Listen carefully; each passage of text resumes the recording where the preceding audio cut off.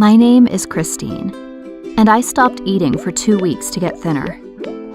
Whilst online, I came across a dieting blog by a girl called Sophie who had been on a diet where you eat under 400 calories a day. She'd posted some pictures, and she looked amazing. I decided then that becoming thinner would fix my problems. Everyone would compliment me on my new body, and I'd get my confidence back. I wasn't the sort of person who did things by halves. It was all or nothing. I'd read online that if you feel hungry, drinking a glass of water will make them go away. Even better, a can of Diet Coke and chewing gum would fill you up even more. I could do this. It was much easier than I expected. I purposely overslept, so I had to run to school without having breakfast. At lunch, I ate my ration of 2 carrots and Diet Coke. And I told my parents that I was studying for a test, so wanted dinner in my room. As soon as they'd left, I'd flush it down the toilet. Although for the first few days I did go hungry, I loved the feeling of control this gave me, and the hunger pangs got less and less. I didn't want to tell my friends what I was doing in case they copied me, but I did tell Sophie, the girl who had written the blog, that I was inspired by her. She told me I had so much willpower to not eat anything at all, and that she wished she could be as strong. We decided to encourage each other in our quest for perfection.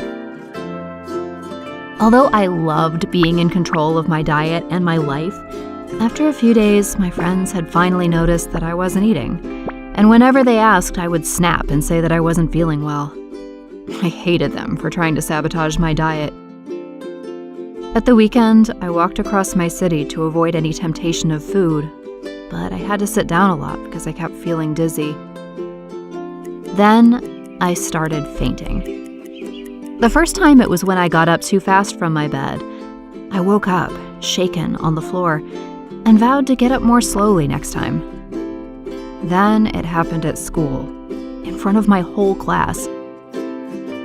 I was finding it easy to eat nothing now, as I had very little appetite anyway. I was feeling very, sick and lethargic most of the time, but Sophie told me she was feeling it too, and it would probably get better.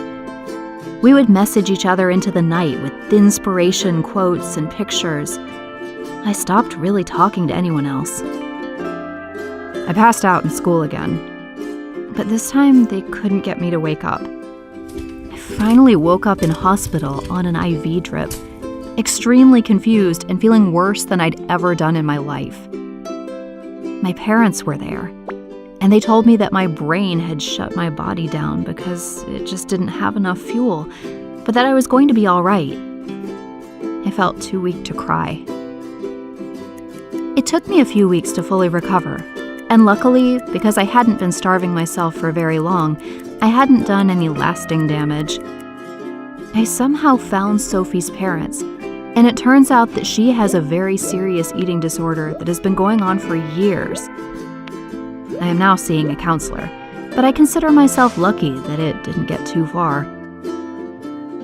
I have learned that despite what magazines or blogs might tell you, being thinner will not make you happy or sort out your problems. It will make you feel isolated and alone. Talking about how you are feeling with those who love you will help solve your problems.